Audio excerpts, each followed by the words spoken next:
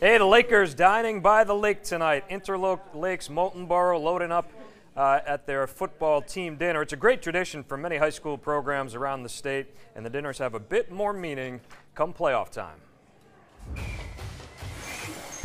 How's it going? I'm Devin Ventura, outside linebacker for the Campbell Cougars football, and you're here watching Channel 9 News. How's it going? I'm Devin Ventura with the Campbell Cougars football. I'm the outside line. redo. All right. How's it going? I'm Devin Ventura, outside linebacker for the Campbell Cougars, and you're here watching Friday Night Football on Channel 9. Woo!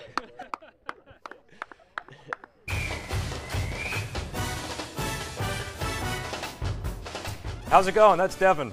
If at first you don't succeed, try again. Hey, thanks for helping us out. Kick off our first playoff edition of Friday Night Football. 24 teams left standing, including all three defending state champions. We'll start in Division 1 in what should be a great matchup between Pinkerton and Nashua South. The two teams met back in Week 2 of the regular season. It was a 28-6 Pinkerton win, but since then, the Purple Panthers have found their stride, winning 7 straight games and scoring points in bunches. Don't sleep on the Astros offense, though. Pinkerton averaging almost 45 points per game, and they've rattled off 6 straight wins themselves. Game time at Stello Stadium is 1 o'clock. Both teams have gone off in successful directions, and both have changed. They've got some players back they didn't have before, so we're starting from scratch with them. Well, we have to block and tackle. Pinkerton's a really sound football team, and they do really well in those fundamentals. And we're going to have to play sound on both sides of the ball and special teams. It's just all about intensity. We're both great teams, and it's just going to be who wants it more. You know, they've won a bunch of games in a row. We've won a bunch of games in a row. So we both have momentum going into the playoffs. Should be a good game. And the winner of that game will get either Londonderry or Salem in the semifinals. The Blue Devils host the Lancers at Grant Field, trying to keep their undefeated season intact. Salem 9-0 and just beat Londonderry last week in the regular season finale 35-14. But the Lancers have surprised a lot of people this year, and they hope to again on Saturday. Kickoff there is 3 o'clock. In the other bracket, you have another 9-0 team, the Winnacunnet Warriors, who will host the defending champions from Bedford. The Warriors beat the Bulldogs in Week 3 of the regular season 20-8. Bedford will have to find a way to score some points against a defense that allowed 8 points or less 5 times this season. Game time at Alumni Field in Hampton is 3 o'clock. The winner of that game gets either Exeter or Goffstown. The Grizzlies are 8-1, the Blue Hawks 7-2. Two very similar teams when it comes to numbers. They also met in Week 3 of the regular season. It was a 28-7 Goffstown win. Game time Saturday is 1 o'clock. All right, now to Division 2, where the most impressive of the defending state championship teams is set to begin its title defense. The Plymouth Bobcats. The Bobcats picked up right where they left off last year and enter the playoffs with a perfect 8-0 record. Thanks to guys like Garrett Maycumber and Nolan Farina, Plymouth has scored more than 40 points in every game they've played this season. But they'll be tested by the Souhegan Sabres and their spread offense. Souhegan back in the playoffs under new head coach Robin Bowkett, a former Sabre himself. Defense should be a major factor in this one. Kickoff is 1 o'clock. You know, they're defending champs. They got a lot of guys coming back. They are very explosive, both sides of the ball, special teams.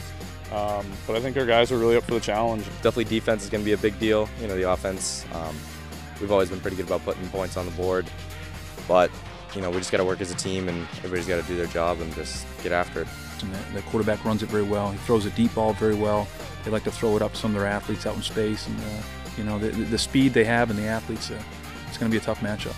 We just got to get back to what we were doing in the beginning and, you know, following our roles, doing what we need to do. And everybody has their own job that they have to do, and we just play as a team, and everything else should follow.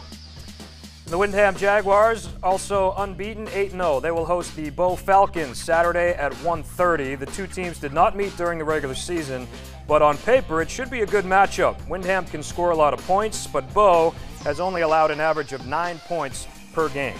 Hanover, also 8-0 in Division 2. They get the Cavaliers of Hollis Brookline in the quarterfinals. The Cavaliers coming off a big win over Souhegan last weekend, and they're riding some much-needed momentum. But the Marauders have been solid all season with a defense that's only giving up 8 points per game.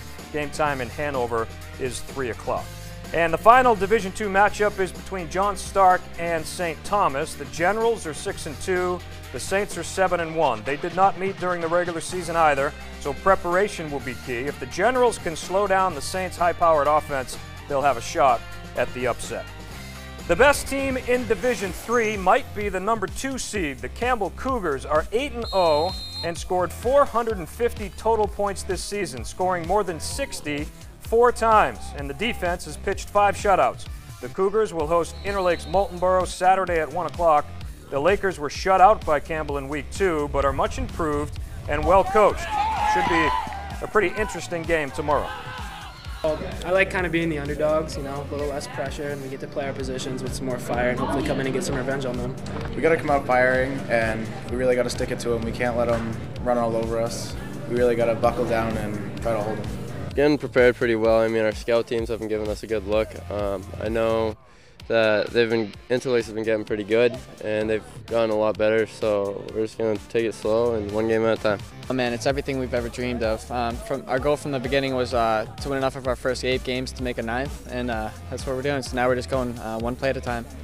The defending champions from Stevens travel to Somersworth at 1 o'clock. They also met in Week 2 of the regular season, a 35-8 Somersworth win. The Hilltoppers 7-1 for a reason, averaging 45 points per game.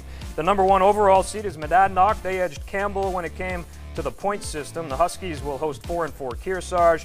Monadnock beat the Cougars 36-7 3 weeks ago. And finally, Epping Newmarket travels to 7-1 Newport for a 1 o'clock kickoff. The Tigers, another stingy team when it comes to defense, while they have one of the most explosive players in the division on offense. That's John Tebow. The winner of this game gets Monadnock and Kearsarge winner in the semifinals. A reminder, you can watch all of our Friday Night Football shows on our website. Go to WMUR.com. All right, it'll be a busy Saturday for sure. Thanks for watching the Friday Night Football Report, and good luck to the 24 teams tomorrow. Jamie?